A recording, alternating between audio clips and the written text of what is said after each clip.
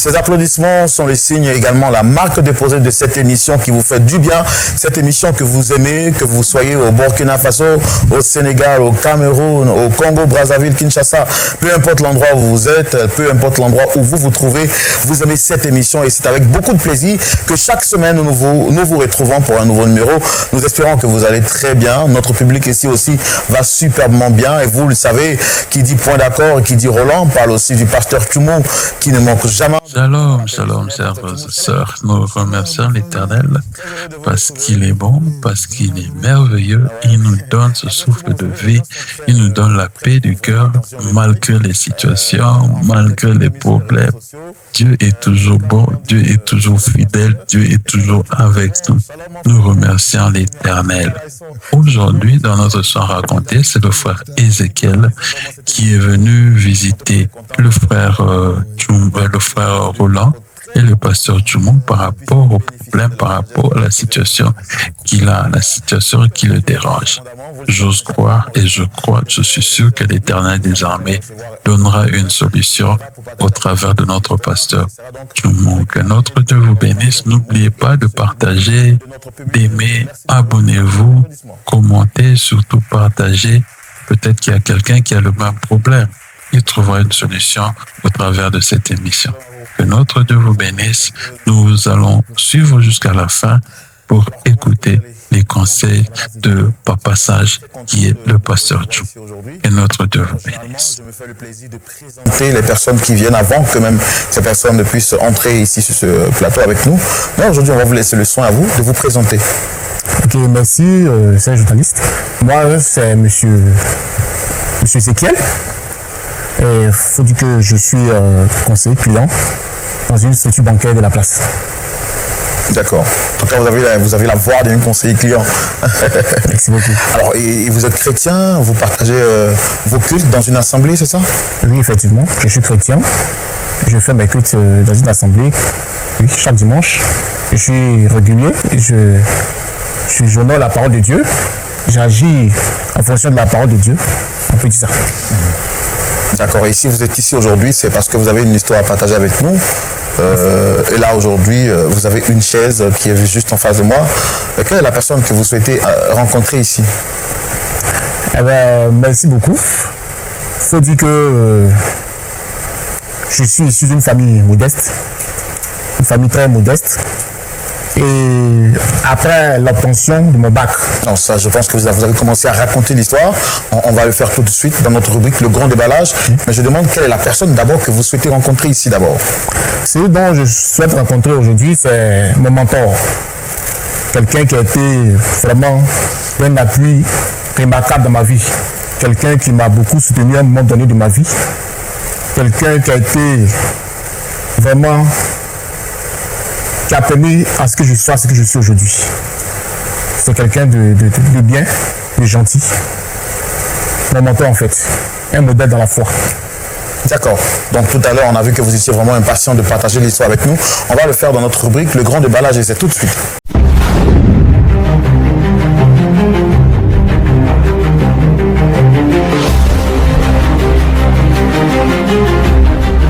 Voilà, vous nous parliez à présent de votre mentor que vous souhaitez rencontrer. Parlez-nous un peu de votre relation avec votre mentor. Eh bien, il faut signifier que avec mon mentor, les relations étaient au départ bonnes. Les relations étaient courtoises. Comment vous l'avez connu d'abord, avant de parler de vos relations? Comme je le disais d'emblée, après mon bac, je suis arrivé à Abidjan. Et ma situation n'était pas stable. J'ai traversé des moments très difficiles, des moments très compliqués. Je suis d'une famille modeste, très modeste d'ailleurs, en zone rurale. Et j'arrive à Abidjan, je ne sais pas où m'installer. Je ne peux pas faire retour aussi à mes parents pour leur expliquer ce que je vis à Abidjan. Donc je décide comme ça d'intégrer une église. Puisque j'ai déjà une foi chrétienne, je décide comme ça d'intégrer une église et de leur faire part de ma situation sociale, qui est très compliquée. Je leur fais part de la situation sociale. L'église, voyant que effectivement, ce n'était pas de ma faute ce qui m'arrivait, Bon, ils ont pris à cœur. C'est ainsi que mon père spirituel a eu l'aimabilité de me recevoir dans sa demeure. Il a eu l'aimabilité de me recevoir chez lui. J'ai vécu chez lui. J'ai mangé chez lui. Il était à mes petits besoins. Il me conseillait un peu par rapport à la vie à Abidjan et la vie spirituelle. C'est dans cette optique-là qu'on s'est connus, à l'église. C'est comme ça, lui et moi, on a fait connaissance. Je peux vous dire. D'accord, donc vous l'avez rencontré par rapport à votre situation sociale qui était très difficile. Il a accepté de vous apporter soutien. Il ne vous connaissait pas avant, c'est ça? Non, pas du tout. Et les choses se sont bien déroulées. Vous avez passé combien de temps chez lui? Et depuis combien de temps ça dure que je veux dire, votre relation, vous avez passé combien de temps avec lui? J'ai passé 5 ans avec lui. 5 années, bien compté. Juste après le bac? Juste après le bac. Question d'avoir le BTS, c'est chez lui que j'ai eu mon master route. J'ai fait tous mes diplômes. Étant donné que je suis issu d'une famille modeste, il fallait mettre les moyens à disposition au plan personnel pour avoir ces diplômes. Et c'est ce que j'ai fait. J'étais chez lui, il faut reconnaître. Il n'a pas appelé mes parents pour leur demander des comptes. Il s'est souvenu de moi, il m'a assisté. Et sa famille m'a accueilli. Il était très hospitalier avec moi. Très, très courtois avec moi, très, très gentil. Il était un père pour moi. Sinon qu'il est encore mon père même, si je peux le dire. Alors pourquoi vous souhaitez le rencontrer aujourd'hui s'il a été tellement gentil avec vous? C'est vous qui lui avez fait quelque chose de mal et vous souhaitez lui demander pardon? Cette question, je suis un peu perplexe. Je voulais un peu qu'il éclaire un peu ma lanterne. Parce que quand je suis allé chez lui, tout était, comme on le dit, rose. Tout allait bien. Je lui rendais service, j'étais à ses petits soins. Puisqu'on était en même temps aussi dans la même communauté. J'étais souvent, si on peut le dire, à ses ordres. Je l'ai toujours estimé, puisqu'il a porté son affection pour moi. Et chemin faisant, à un moment donné, je cherchais du travail après l'obtention du BTS. Je cherchais du travail, de ça et là. C'est parce que Dieu aussi se souvient de moi et qu'il m'ouvre la porte dans une structure financière, comme je vous l'ai aussi mentionné, en tant que conseiller client. J'ai eu la chance d'avoir du travail en tant que conseiller client. Et c'est à ce moment-là, précisément, que les rapports entre moi et mon mentor se sont détériorés. Tout a volé en éclats. Il y a eu une situation une ambiance un peu lourde, une situation d'ostracisme, de rejet. Bon, je n'ai pas compris. Je me suis dit que c'est un homme. Bon, tous les hommes ont des humeurs, tous les hommes ont des comportements. Mais qu'est-ce qui peut le motiver à agir de la sorte? Je ne savais pas. Bon, mais je ne faisais pas de prise de bec avec lui. C'est-à-dire que je ne faisais pas de chaufferie avec lui. Étant donné que je ne suis pas chez moi, donc je n'ai pas le droit de lever le ton sur lui, de lui dire des choses. Tout ce qu'il me disait, j'acceptais. J'ai fait profil bas, mais la relation allait de mal en pire. Et même au niveau de la communauté aussi, ça s'est ressenti au niveau de la communauté. Tout était devenu lourd. Je ne savais pas pourquoi. Et puis c'est comme ça un jour aussi que j'apprends que mon mentor dit des choses de moi dans la communauté que nous deux on fréquente. Et le pire, étant dans ma structure, j'avais postulé au poste pour entrer dans le service de comptabilité. Et tu vois que là-bas, c'est de l'argent. Donc, il fallait renseigner les papiers. Et quand j'ai renseigné les papiers, ils m'ont demandé quelle personne que la structure peut contacter en cas de besoin. Bon, évidemment, mes parents sont dans les zones rurales, très modestes. Qui choisit? J'ai choisi automatiquement celui-là qui m'a fait confiance, sans me connaître. Il m'a pris celui qui m'a tout donné. C'est celui-là que j'ai choisi comme la personne qui devait à contacter en cas de besoin. C'est celui-là que j'ai choisi. Et ce concours interne n'a pas réussi. Ça n'a pas marché. Pourtant, toutes les étapes du concours, je les avais franchies avec brio. Et j'étais même celui-là même qui était au peloton de tête même. Peloton de tête au niveau du concours. Mais, tout à coup, brusquement, on me dit, moi, je ne suis pas retenu. C'est quelqu'un d'autre qui n'est même pas de la structure qui est retenu. Pourquoi? Moi, je n'arrivais pas à comprendre. C'est après que quelqu'un m'informe que, en fait, c'est mon mentor qui a eu à dire des faussetés de moi, qui a eu à rendre un faux témoignage de moi. C'est lui qui a dit des faussetés de moi, qui a même dit que j'ai détenu l'argent à l'église et que j'étais un voleur, que je voulais dans sa maison. Quand tu entends de tels témoignages de quelqu'un qui t'a fait confiance sans cause, quelqu'un qui t'a hébergé, qui t'a soutenu, bon, ça crée, ça dit que ça crée un traumatisme. Mais pourquoi lui il peut dire ça de moi? Pourquoi il peut trouver des éléments sur moi? Pourquoi il peut dire de telles choses sur moi? Je n'arrive pas à comprendre. Qu'est-ce qui l'a motivé à dire de tels trucs sur ma personne? Quelqu'un pour qui j'ai eu de l'estime, quelqu'un qui m'a produit son affection.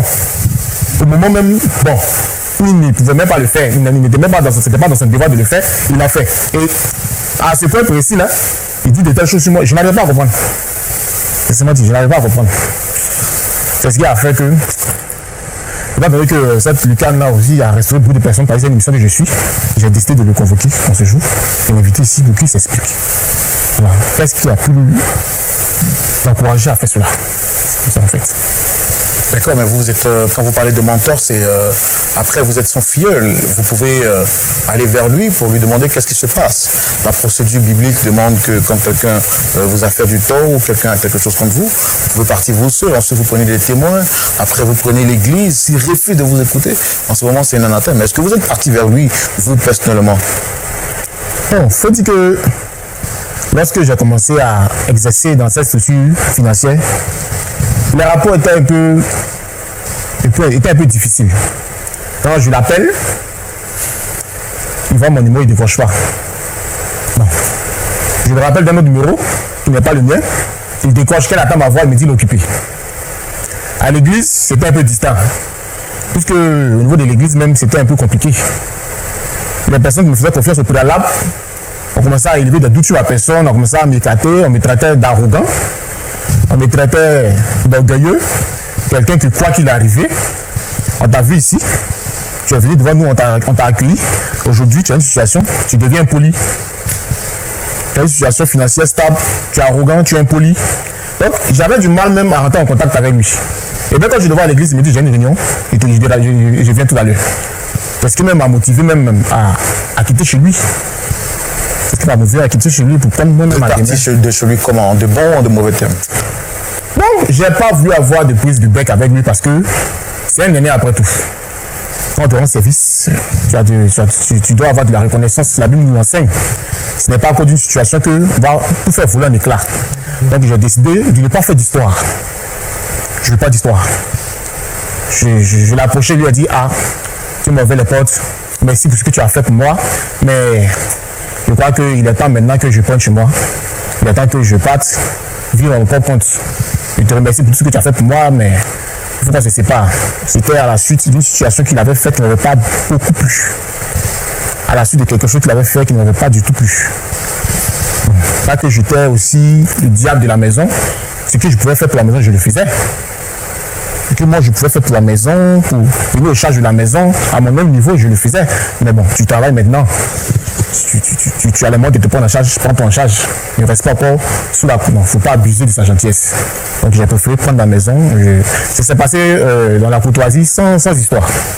Sans histoire. C'est comme ça qu'on s'est séparés. Mais quand vous dites que vous le sollicitez sur le plateau pour qu'il vienne s'expliquer, on s'explique généralement envers quelqu'un qui est quelqu'un dont nous sommes supérieurs. Alors que vous êtes le filleul, je trouve ça un peu trop osé de votre part en fait. Pourquoi vous souhaitez le voir exactement? Parce que je sache, je ne trouve pas cela osé, puisque selon les échos et selon ce que j'ai vu, même le temps de suivre cette émission a permis à plusieurs personnes d'être restaurées, de résoudre leur affaire interne ça a résolu plusieurs problèmes dans notre société. Je le sollicite effectivement. Parce que s'il y avait quelque chose, nous sommes des humains, s'il y avait quelque chose que j'ai pu poser, qui a pu aller dans le sens de le vexer, devant la nation, devant ma famille, devant sa famille, devant la communauté chrétienne dans laquelle que nous fréquentons ensemble, je vais m'excuser. Devant tout le monde, je vais présenter mes excuses. Donc, si je comprends bien, vous souhaitez lui parler, ce qu'il vous dise. Donc, c'est un moyen pour vous de vouloir lui demander pardon si vous avez fait quelque chose de mal que vous nous ignorez. Effectivement. Je suis un humain et je peux faire des choses. Je peux faire des erreurs. Si par maladresse, j'ai agi contrairement à ces principes, devant la nation, devant tout le monde entier, je vais me présenter mes excuses. Je vais présenter mes excuses. Pourquoi on passe ce chapitre? D'accord. Et votre mentor, vous avez dit déjà qu'il s'est nommé comment, monsieur? Monsieur Guy Roger. Monsieur Guy Roger. Pasteur Tchoumo, nous allons tout de suite recevoir l'invité de notre frère, monsieur Ezekiel.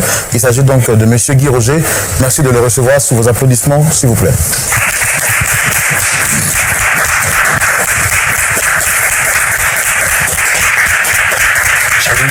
Salut à vous. Monsieur Guy Roger, soyez le bienvenu. Oui, merci. Vous allez bien, j'espère. Oui, ça va, ça va. Ezekiel. Ezekiel. Il fait quoi ici? Alors, je vois que vous êtes vraiment étonné d'être ici. Bon, je suis le frère Roland. En face, vous avez le pasteur Jean-Yves Tchoumo. Vous êtes à l'émission Point d'accord. Vous avez été sollicité sur ce plateau pour avoir un échange avec votre filleul ici, monsieur Ezekiel. En fait, il a souhaité vous voir parce qu'il nous a fait comprendre qu'il y a quelque chose qui ne va pas entre vous. Et il voudrait profiter de ce plateau-là pour vous demander pardon si jamais il a fait quelque chose que vous n'avez pas apprécié en fait. Et donc je pense que comme vous êtes là, mais avant je voudrais vous demander quels sont les rapports qui vous lient avec M. Ezekiel ici. Monsieur le journaliste, c'est mon fils spirituel. Ezekiel est mon fils spirituel. Je l'ai adopté. Je l'ai récupéré au moment où personne ne pouvait l'aider. Je l'ai tout donné. J'ai dépensé mon argent sur Ezekiel pour qu'il puisse réussir. Je l'ai éduqué par la parole de Dieu. J'ai fait de lui ce que l'homme doit devenir. Mais qu'est-ce qu'il devient? Je ne sais même pas. Je ne sais même pas ce qu'il devient. Sinon... Vous avez perdu contact avec lui? Oh, il essaie souvent, bon. Mais il ne vit même plus avec moi. Un matin, il se lève et dit il va pas une maison. Et puis il s'en va. Il a oublié là où il a mangé. Il n'avait personne pour l'aider. J'ai pris Ezekiel dans cette ville d'Abidjan. Il avait faim, il mourait de faim. J'ai dit mais écoute, je vais t'aider, je vais t'adopter comme mon propre fils. C'est comme ça. Il partait à l'école, dans ma main. Je payais ses études. Je le nourrissais, je l'habillais. Je lui parlais de la parole de Dieu, je l'enseignais. Tous les conseils qu'un père peut donner à un fils, c'est ce que je fais avec Ezekiel. Mais arrivé à un moment donné, monsieur est devenu grand. Monsieur a grandi. Et il a commencé à parler à langue comme on le voit de nos jours, les jeunes gens. Quand il commence à parler à langue net, il se met au même pied de quelqu'un, le pasteur. Quand il va prier pour quelqu'un est guéri net, oh, ils sont déjà arrivés. Et Ezekiel est devenu autre chose. À ma grande surprise, il m'annonce qu'il s'en va pas une maison. Ah, Ezekiel, aujourd'hui, tu n'as pas une maison. Ok, il n'y a pas de problème. Voilà le problème, je ne sais pas. Aujourd'hui, je suis surpris de le voir ici devant moi. Bon, je ne sais pas.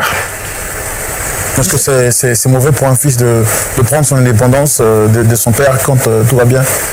Non, c'est pas mauvais, mais ça dépend de la manière. Voilà, ça dépend de la manière parce que quand on veut quitter un père, et bon, il faut le faire dans les bonnes conditions. Dans les bonnes conditions. Et puis dans les bons délais. Mais, concernant le cas d'Ezekiel, je pense que, bon, il est le seul à avoir une raison, hein, je ne sais pas.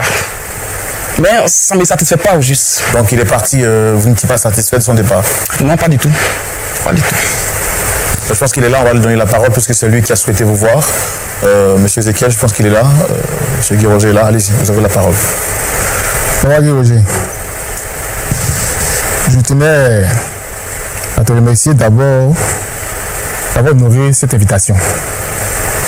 Je dis merci, c'est ce que tu as honoré cette invitation. Et je tenais aussi à te dire merci pour ce que tu as fait pour moi. Ézéchiel, tu n'as pas à me remercier. J'ai fait ce qu'un père doit faire pour son fils. Si tu m'as convoqué ici pour me dire quelque chose de bon, vas-y. Parce que je ne suis pas là pour plaisanter. Ce que tu as dit, dis-le. Tes remerciements, tu les gardes. Ok? Donc, tu vas poursuivre. Comme tu viens de le dire, tu as fait ce qu'un père doit faire pour son fils. Et tu n'es pas mon géniteur. Moi, je tenais à te dire quand même merci. Tu n'es pas mon géniteur, mais tu as fait ce qu'un père devait faire pour son fils. C'est quelque chose qui m'a beaucoup touché. C'est quelque chose qui m'a beaucoup marqué. Et tu m'as appelé, c'est pour ça? Je pense qu'on va lui laisser quand même le temps de... Ah mais qu'il va droit au but, parce qu'il tourne en rond là. Je sais pas. D'accord, on va lui laisser le temps de s'exprimer quand même, pour comprendre le fond de sa pensée. Allez-y. Papa Ézéchiel, quand j'ai intégré la structure financière dans laquelle je travaille jusqu'aujourd'hui en tant que conseiller client, j'ai postulé au poste de comptable. Et pour avoir ce poste-là, il était question de faire une enquête de moralité, pour voir est-ce que ce poste-là devait revenir à quelqu'un de bonne moralité. C'est à ce moment-là que, dans ma fiche de renseignement, il m'a été demandé de mentionner la personne à joindre en cas de besoin. Tu le sais comme moi, mes parents sont en zone rurale. Ma famille est modeste. Ils ne pourront pas joindre ses parents en zone rurale. Donc, la première personne qui m'est venue à l'esprit, c'était toi. Je leur ai fait part que, en fait, s'ils devaient contacter quelqu'un, ça serait toi. Je leur ai remis ton numéro. Mais par la suite, alors que j'avais réussi à toutes les étapes, au niveau de l'enquête de moralité que moi je croyais que c'était un acquis, c'est à ce moment-là que j'échoue. C'était un peu une surprise au niveau de la structure. C'était un peu étonnant. Et puisque même la personne qui a été recrutée ne vient même pas de la structure, c'était une nouvelle personne. Mais on ne peut pas prendre une nouvelle personne pour occuper cette tâche. C'est-à-dire qu'il y a d'autres personnes qui sont là. Donc on ne comprenait pas pourquoi aller chercher quelqu'un ailleurs. Et pourtant il y a quelqu'un qui est là, mais qui a un bon témoignage, qui est serviable. Et on me fait savoir que c'est au niveau de l'enquête de moralité que j'ai échoué. Parce que tu as dit certaines choses me concernant qui n'étaient pas acceptables pour les enquêteurs. Ézéchiel. On va voir. Ézéchiel. On va voir. Je suis qui pour toi? Tu as mon pouvoir. Tu me reconnais? Je le reconnais toujours. Pourquoi tu viens raconter des bêtises comme ça, Ézéchiel? Tu t'es pas élevé comme ça. Tu t'es pas éduqué comme ça, Ézéchiel. Tu me trembles ici devant tout le monde et puis tu dis non, c'est moi, j'ai fait. Ézéchiel, méfie-toi. Tu as pris ça où? C'est mon collègue direct de service qui est dans le comité de délibération qui m'a fait savoir que c'est au niveau de l'enquête de moralité, il était dit que moi je suis un voleur, que je ne respecte pas mes autorités. Je suis arrogant, impoli, insolent. Mais attends de telles choses venant de quelqu'un qui a été aussi généreux. Bon, ça m'a beaucoup traumatisé. Et ça venait de moi? C'est ce qui m'a fait croire. Ça venait de moi? Ézéchiel, sois sûr de toi. Est-ce que ça venait de moi? Mais réponds-moi. Mais tu me réponds. Ézéchiel, répondez à la question. Qu'est-ce qu'on Que sois sûr de ce qu'il dit. Mon collègue direct qui est dans la structure, qui fait partie même du comité de délibération finale, m'a fait comprendre que au niveau de l'enquête de moralité, oui, ça on a compris. Qui est cette personne qui vous a dit? Quand votre collègue vous l'a dit, il vous a dit que la personne qui a fait le mauvais rapport sur vous, c'est qui exactement? Mais évidemment, c'était mon père Guy Roger. Parce que c'est la seule personne que j'ai indiquée dans ma fiche de renseignement comme personne à joindre. Mes parents sont en zone rurale. Ils ne peuvent pas pas assumer cette tâche-là. C'est la seule personne que j'ai indiquée dans ma fiche de renseignement comme personne à joindre en cas de besoin. C'est la seule personne. Donc c'est moi, il t'a dit que c'est moi, j'ai dit ça, n'est-ce pas? Sois plus clair. Sois plus clair avec moi. Ça ne peut qu'être toi. C'est la seule personne. Tu es la seule personne, papa. Tu n'es pas sûr de toi.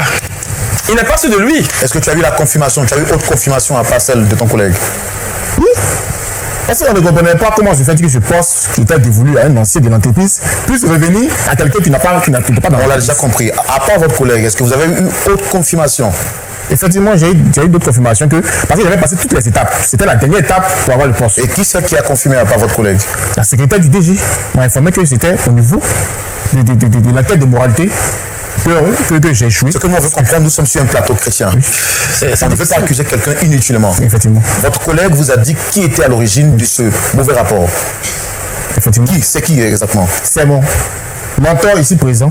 La secrétaire du DG a dit que c'était qui? C'était mon mentor ici présent. Il y avait une troisième personne qui avait confirmé? Non, ce sont les deux témoins qui m'ont dit que c'était ça. Monsieur Guy Roger. Ouais.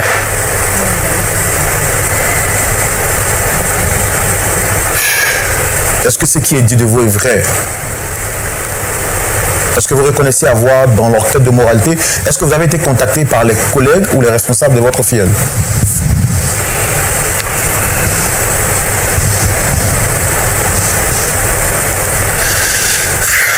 Monsieur Guy Roger. Oui, je suis là.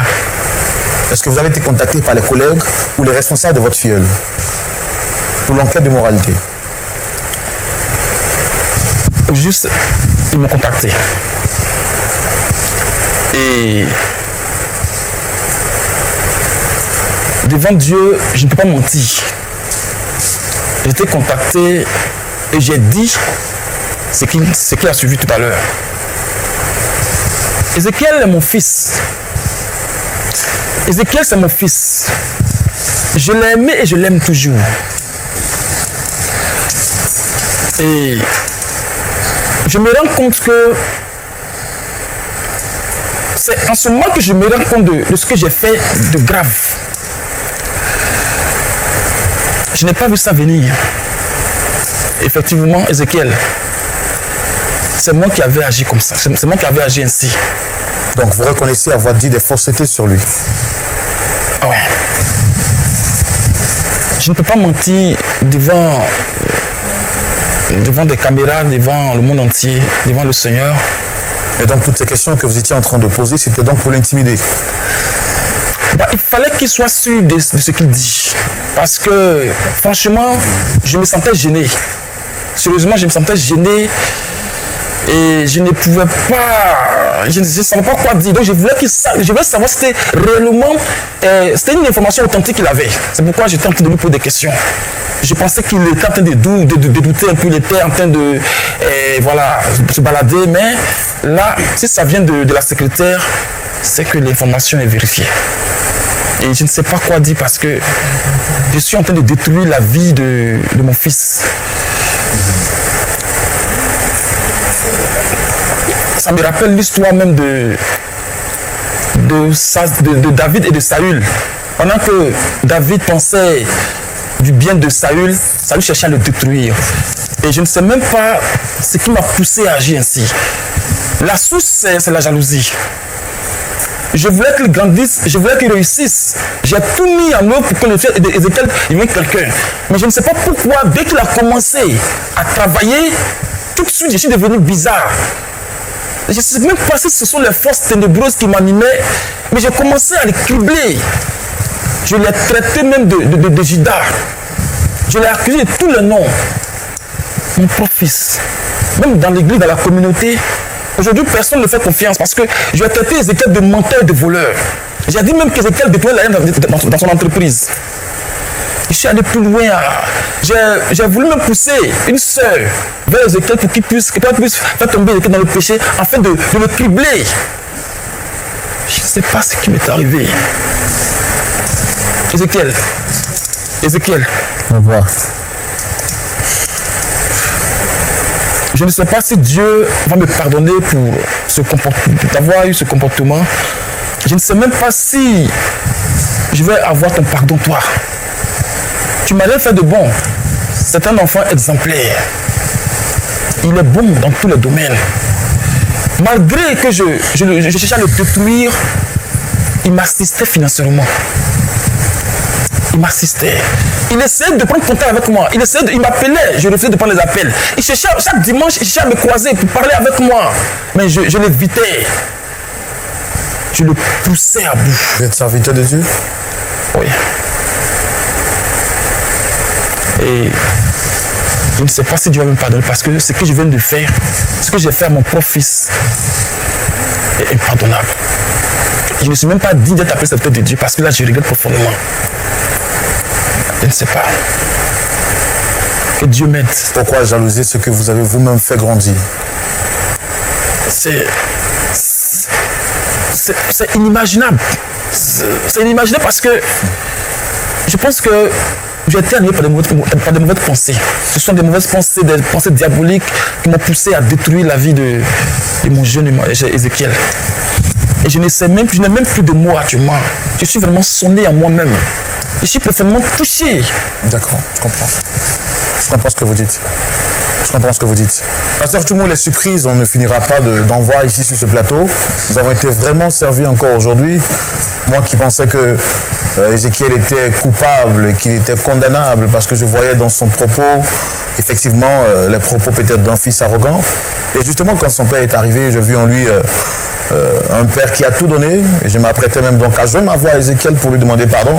Et voici ce qu'on vient de découvrir. Pasteur Tchoumou, le monde est vraiment inquiétant. Votre point de vue, c'est tout de suite dans la rubrique à la loupe.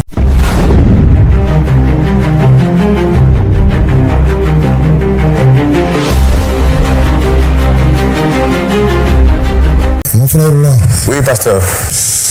dans la vie, Dieu met des gens sur notre chemin. Et c'est une bonne chose. Un enfant qui est venu du village parce qu'il a eu son bac. Voilà, il a été bon en le recueillant et à l'aida. C'est une bonne chose. Moi, je l'ai écouté. Je l'ai nourri. Il a pris mon argent, je l'ai habillé. Je lui ai donné une éducation. Je suis son père. D'accord. C'est un peu arrogant quand même. Et toi-même, tu as reçu un enfant que tu as aidé pour qu'il devienne quelqu'un. Les enfants qu'on aide dans la vie là, c'est pour que un jour, dans nos vieux jours, ils puissent nous rendre ce que nous avons fait. Mais voilà, Pasteur. ça ne se limite pas là. Hein. Aujourd'hui, même dans les familles, il y a des frères, il y a des sœurs qui sont jaloux du succès de leurs propres frères, même père, même mère. Il y a des gens qui sont jaloux de leur femme. Il a épousé, hein, c'est sa femme, ils sont à la maison. Mais la femme a du succès et il est jaloux. Il y a des gens qui sont jaloux comme ça. Il n'y a pas de lien. Vous êtes connu par abus. Vous avez dit c'est mon ami. Et il est jaloux. Pendant que vous travaillez pour mettre l'autre à l'aise, lui, il nourrit des pensées diaboliques pour te mettre à terre. Dans les services, ton collègue de travail, vous venez au travail, vous riez, mais dans son cœur, parce que toi, tu as du succès, il veut te détruire. C'est la leçon que nous pouvons tirer. Il y a trop de méchanceté. Il y a deux choses que je veux conseiller ici. La première chose, c'est la prudence. Tu as vu, Joseph, ses frères l'ont vendu parce qu'ils étaient jaloux. Joseph avait des songes. Et ils se sont dit également que leur père aimait Joseph. Donc, ils ont fait des projets de destruction. Ils ont voulu tuer Joseph. Finalement, ils l'ont vendu parce qu'il l'avait mis dans un trou. Il allait mourir là-bas. Et finalement, ils l'ont vendu. Ils ont vendu leur frère comme esclave. Cette pensée de la Bible est parmi nous aujourd'hui. Est parmi nous aujourd'hui. Des gens tombent des pièges à leurs collègues, à leurs frères, à leurs amis, à leurs cousins. Et tout ça pour qu'ils tombent dans le trou. Parce qu'ils sont jaloux. C'est un mauvais sentiment. Et le monsieur nous a démontré que c'est que lui, dans sa pensée là, quand il a aidé un enfant, il ne faut pas que l'enfant va devenir meilleur que lui. Comme ça, il va continuer de l'exploiter. Et comme il ne peut pas continuer de l'exploiter, il décide de nuire à sa carrière. C'est lui-même qui va dire dans la quête, tu as vu la méchanceté. Il ne sait même pas comment les gens ont eu son adresse pour venir vers lui pour parler avec lui. Et lui, il décide de dire des faussetés. Et même à l'église, il dit que le frère là, c'est un voleur, c'est un menteur. À l'église, il y a des gens qui accusent des gens pour dire que lui là, c'est un sorcier. Alors qu'il n'est pas sorcier, mais parce qu'il est jaloux, parce qu'il veut le nuire, il dit aux gens c'est un sorcier. Et vous savez, en Afrique, quand on dit que lui là, il est sorcier, quand lui là, il est voleur, on ne fait pas d'enquête, on ne cherche pas à savoir. Nous aussi, on dit, il est sorcier. Tu vois quelqu'un, tu dis, il est sorcier. C'est comme ça qu'on se détruit. Je voudrais inviter tous les frères et toutes les sœurs. Dans la vie, là, chacun a sa voix. Il faut se réjouir quand un frère ou une sœur se réjouit. La Bible dit de se réjouir avec ceux qui se réjouissent et de pleurer avec ceux qui pleurent. La Bible dit d'aimer son prochain comme soi-même. Et parce que toi, Roland, si on te posait la question, sur cette terre-là, quelle est la personne que tu aimes le plus? Qu'est-ce que tu vas répondre? Ma femme. Non. Toi-même. Ok. Ah oui, c'est vrai, moi-même. Tu as vu la façon dont tu es habillé? Oui. Parce que tu t'aimes. Bien sûr. Et ça te fait plaisir lorsque tu es habillé. Donc, Jésus dit, aime ton prochain comme toi-même. La même manière que tu t'aimes là. Il faut aimer ton prochain comme ça. J'invite donc tous les frères et toutes les sœurs à cultiver l'amour, à ne pas cultiver la haine, à ne pas vivre dans la haine et produire la jalousie. La jalousie est une mauvaise chose. Dans les services, aimez-vous. À l'église, aimez-vous. Dans vos familles, aimez-vous. Et le Seigneur va vous bénir. Amen. Que Dieu vous bénisse. Amen. Waouh, des conseils pertinents. Le pasteur Tchoumo m'a posé la question. Roland, si on te demandait qui est-ce que tu aimes, ta réponse serait laquelle? Et j'ai frappé juste à côté alors que je devrais donc commencer par m'aimer. Parce qu'on ne peut pas aimer quelqu'un si on ne commence pas par s'aimer soi-même. Quel est le conseil que vous avez tiré à la lumière de ce que le pasteur Tchoumo vient de dire? Vous avez quelque chose à rajouter rapidement? Oui. Roland, oui. Je suis désolé. C'est un profond regret. Et j'ai été animé par le diable. Je me suis laissé emporter par l'ennemi, détruire la vie d'Ézéchiel.